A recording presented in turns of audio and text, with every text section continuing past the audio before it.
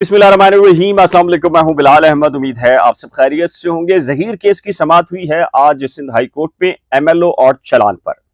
लेकिन इस समाअत के दौरान, समाअत से पहले और समाअत के बाद क्या हुआ है सिंध हाई कोर्ट में इस केस को लेकर, और अचानक से ऐसा क्या हुआ कि फौरी तौर पर जो स्टाफ था कमरा अदालत का, उसे तलब करना पड़ा लेडी पुलिस एहलकार को। स्पेशल ब्रांच जो कि सिक्योरिटी पर मामूर थी और किसी खातून यूट्यूबर को उनके हवाले किया गया। क्यों किया गया, क्या मामला है, ऐसा कमरा अदालत में क्या हुआ, ये भी आपके सामने तफसीलात रखेंगे और केस के हवाले से भी बताएंगे। लेकिन हम आपको एक और बड़ी चीज बताते हैं जी। जैसे कि आपके इल्म में है कि जिस किसी ने भी इस केस को लेकर गैर जानिबदाराना राय रखी, रिपोर्टिंग की या नुक्ता नजर बयान किया, उसको एक एक करके सबसे पहले उनके नामों की तशहीर की गई, फिर उनकी वीडियोस बनाई गई, फिर उनकी तस्वीर को पब्लिक किया गया, फिर उनके घरों के एड्रेस को, उनकी फैमिली मेंबर्स के जो फैमिलीज होती हैं उनको डिस्कस किया गया, उनकी तस्वीर बनवाई गई। बिल्कुल एन इसी तरह कल एक मंसूबा तरतीब दिया गया था कि किसी तरीके से जो ज़हीर की लीगल टीम है इनकी वीडियोस बनाई जाएं, तस्वीर बनाई जाएं। और उसके बाद से लेकर हमने कल रात को ये डिस्कस किया था कि ये बाकायदा उनकी जो मीडिया टीम है, सोशल मीडिया टीम है, इस पूरे के पूरे गैंग की, जो माफियाज की, उनके कराची और लाहौर तक के जो कनेक्शंस हैं, उससे ये साबित हो गया था कि ये कल से ये एक्टिविटीज शुरू करेंगे। और आपने देखा कि उन्होंने ये कल से ही रात से ये एक्टिविटीज शुरू कर दी और जो लीगल टीम है उनकी तस्वीर को पब्लिक करना शुरू कर दिया है। उस पर क्या हुआ है, जाहिर है ये बिल्कुल जान को नुकसान पहुंचाने के मुतरादिफ एक अमल है जो कि उनकी सोशल मीडिया टीम के मेंबर्स ने, यूट्यूबर्स ने, जो कराची से लाहौर तक कनेक्शन बनता है, वो कनेक्शन भी पकड़ा गया है। और इसी बुनियाद के ऊपर जो आज ज़हीर की लीगल टीम है, उन्होंने डीजी रेंजर्स, सेक्रेटरी दाखिला और आईजी सिंध को फौरी तौर पर उन यूट्यूबर्स जो कि कमरा अदालत में भी होते हैं और सारी सिचुएशन को देख रहे होते हैं और रेकी करते हैं, इंफॉर्मेशन शेयर करते हैं अपने पूरे के पूरे गैंग के साथ, और उनके और मशकूक किस्म के जिनका क्रिमिनल रिकॉर्ड है वो कमरा अदालत में आते हैं, उन सब के बारे में एक खत लिखने का फैसला किया है। यह खत चंद लम्हात के बाद लिख दिया जाएगा और मैं आपको उसकी तमाम तफसीलात शेयर करूंगा। लेकिन इसके साथ ही एक और बड़ा इंपॉर्टेंट मामला है। बहुत सारे लोग कह रहे हैं कि यार ये जो लोग हैं जो एक दूसरे के साथ कनेक्ट हुए हैं, इनका जो मुल्क और रियासत के खिलाफ जो दुश्मनी का मामला है, ये आखिर ये मामला क्या है कि यहाँ पर लिबरल्स भी आपको मिलेंगे, यहाँ पर जो गैर मुस्लिम जो पाकिस्तान और रियासत पाकिस्तान और इस्लाम के मनाफी जो सरगर्मियां करते दिखाई देते हैं वो भी इस केस के अंदर आपको मिलेंगे। फिर इसके साथ साथ जो मोमबत्ती माफिया है वो भी आपको इस केस में नजर आएगी। तो इसकी बुनियादी रीजंस क्या है, तो वो क्या रीजंस हैं, तो इसके ऊपर भी बात करेंगे। तो सबसे पहले मैं बता देता हूं जी कि जो आज केस था उसमें 8 सितंबर हो गई है। उसकी बुनियादी रीजन ये है कि जस्टिस सलाउद्दीन पवर साहब आज छुट्टी पर थे और छुट्टी पर होने की वजह से ये केस चला गया जस्टिस उमर सयाल साहब के पास।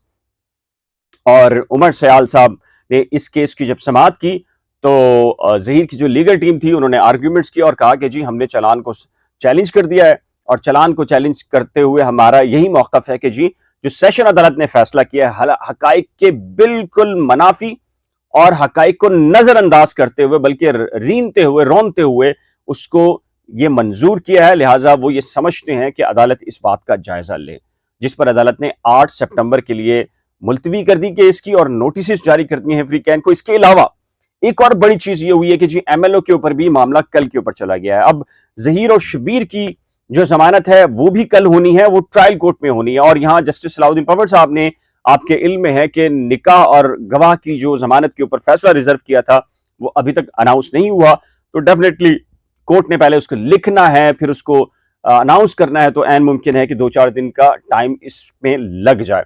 अब अगली बात करते हैं खातून यूट्यूबर्स पर आने से पहले।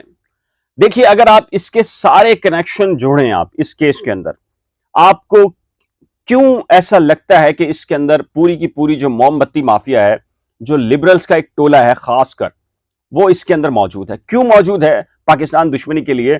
क्योंकि जाहिर है कि रियासत पाकिस्तान ने उनसे ये मुतालबा किया है कि आप हमें बताएं आपके पास डॉलर्स कहां से आते हैं, आपके पास फंड्स कहां से आते हैं, कौन आपको डोनेट करता है और आप लगाते कहां हैं। किन मकासद के लिए लगाते हैं, आप अपने ऑडिट हमें करवाएं और हमें रिपोर्ट्स दें। लेकिन ये प्रोपेगेंडा उल्टा करके दबाव डालकर हमेशा की तरह कि किसी तरीके से हमसे ऑडिट ना लिया जाए कि रकम कौन दे रहा है और रकम कहां से आ रही है। फिर इस केस का बुनियादी ताल्लुक बैरून मुल्क एजेंडों से भी लगता है और बहुत सारे शवाहिद ऐसे मिले हैं कि बैरून मुल्क बैठकर इंडियंस और मुख्तलिफ ऐसे लोग जिन्हें 7 सितंबर को रियासत पाकिस्तान ने, पाकिस्तान की पार्लियामेंट ने गैर मुस्लिम करार दिया था, वो बाकायदा तौर के ऊपर उनके प्लेटफॉर्म्स के ऊपर आकर बाकायदा तौर के ऊपर ये मजम्मत कर रहे हैं इस पूरे के पूरे इंसिडेंट की और रियासत पाकिस्तान को बदनाम करने के हवाले से जो उनका स्टांस है वो क्लियर नजर आ रहा है हमें। तो एक के बाद एक अगर कड़ी हम देखें इस केस में, और एक और दो चीजें तो ऐसी नजर आई हैं हमें कि बिल्कुल जिसके बाद तो जो है वो जिनको भी पता चल रही है कि हकीकत ये है तो वो दंग रह जा रहे हैं कि यार ये हो कैसे रहा है और अभी तक इनके खिलाफ ये एक्शन क्यों नहीं हो रहा। बहुत सारे लोग कह रहे हैं कि यार आप फिर बात करते हैं इस तरह की चीजें। मैं कह रहा हूं मेरी तो ख्वाहिश है कि इस केस में एक JIT बन जाए, ज्वाइंट इंटेरोगेशन टीम बन जाए, जो कि सबसे इंटेरोगेट करे, कहां से किसको फंड आए, कहां किसको राब्ते हो रहा है कराची से लेकर लाहौर तक, कौन कौन से यूट्यूबर्स हैं जो कि एक ही जैसे थंबनेल बनाते हैं, एक ही जैसा उनको मटेरियल कौन प्रोवाइड करता है, उनको कौन गाइड करता है, कौन कहता है कि कम से कम बच्ची लिखनी है, फिर उनको इंफॉर्मेशन कौन देता है, व्हाट्सएप के ऊपर कॉलें कौन करता है, कराची की अदालत के अंदर बैठकर सारी जगह एक वक्त के अंदर ये इंफॉर्मेशन कैसे शेयर होती है, इन सब के हवाले से एक JIT बन जाए और सारे के सारे यूट्यूबर, बिलाल अहमद सबसे पहले अपने आप को पेश करेगा और मोबाइल फोन सामने रख देगा कि जी चेक करें कि रियासत पाकिस्तान के खिलाफ कौन कौन जो मुल्क दुश्मन एजेंट है उनके एजेंडे क्या हैं, उस तरफ देखा जाए मामला। तो हम तो खुद कह रहे हैं इस बात को। अब आते हैं आखिरी बात की तरफ। पता चला कि जी जो कल एजेंडा तय किया गया था और उनमें मशकूक किस्म के बास का क्रिमिनल रिकॉर्ड भी है, उन्हें अदालत लाया गया था बिल्कुल ऐसे ही जैसे जहीर और शब्बीर की पेशी के दौरान कुछ यूट्यूबर्स को लाहौर से लाकर उनके अंदर ये लोग इंडक्ट किए गए थे। बल्कि अब तो वो खुद कहते हैं कि ऐसे लोग इंडक्ट हुए हैं जिन्होंने हमें कोई जहर आलूद कुछ चीजें दी हैं, नशावर कुछ चीजें दी हैं, सारी चीजें, लेकिन मिठाइयां तो जाहिर है कि आपके अपने लोग खा रहे थे, ये ला रहे थे, दिखा रहे थे। तो आपके अपने अंदर अगर ऐसे लोग मौजूद हैं तो जाहिर है कि इसके ऊपर भी तहकीकात होनी चाहिए। तो कल ये तय किया गया था बाज लोगों की जानिब से, जिसमें कराची के भी बाज अलबत्ता काली भेड़ें, गंदी मछलियां मौजूद हैं, उन्होंने भी चीजों को तय करवाया मुख्तलिफ क्रिमिनल रिकॉर्ड के हामिल अफराज से, और ये कोशिश की गई जी जहीर की लीगल टीम की खुफिया तरीके से तस्वीरें और वीडियो बनाई जाएं।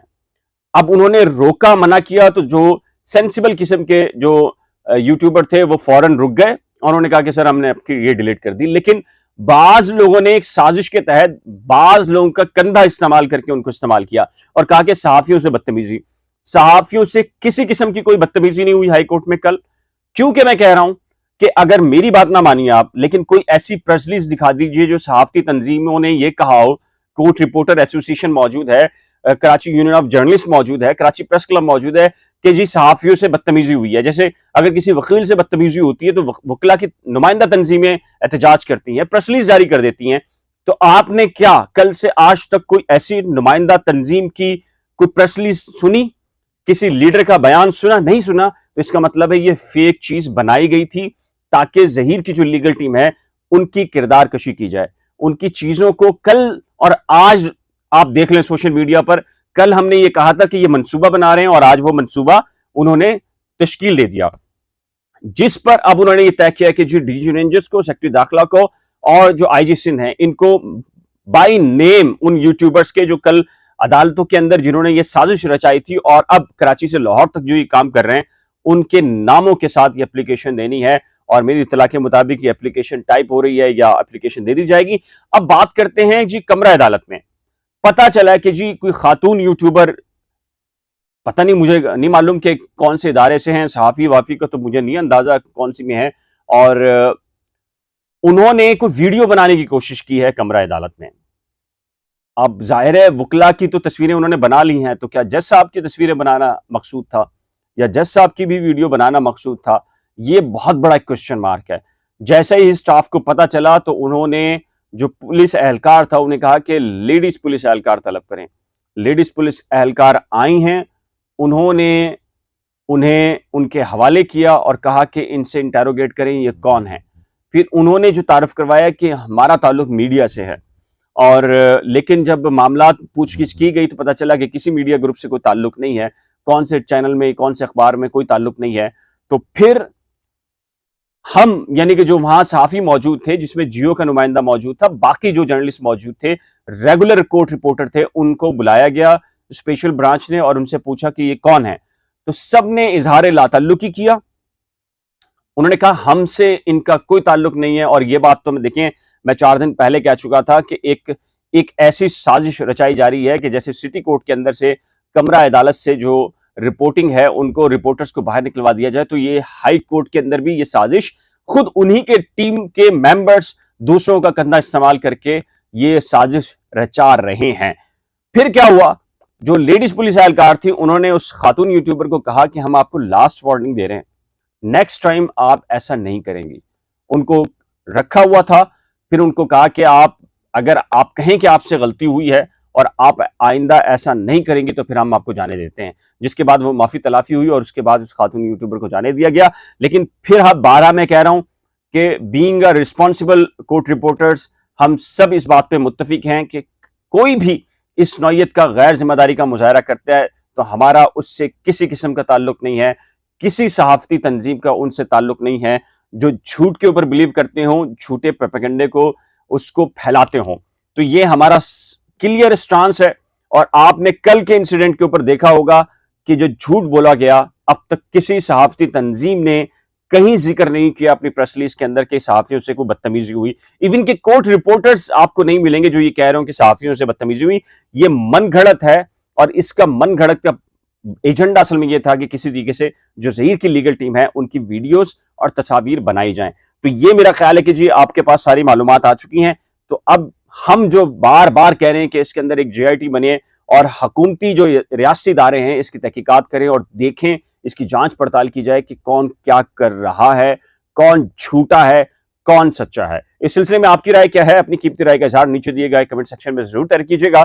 एक नए व्लॉग के साथ जल्द मिलेंगे, लेकिन उससे पहले रिक्वेस्ट है कि अगर आपने करंट अफेयर्स विद बिलाल और नई खोज को अभी तक सब्सक्राइब नहीं किया तो बराए करम सब्सक्राइब, वीडियो को शेयर, लाइक और बेल आइकन को लाजम प्रेस कीजिएगा। अल्लाह हाफिज।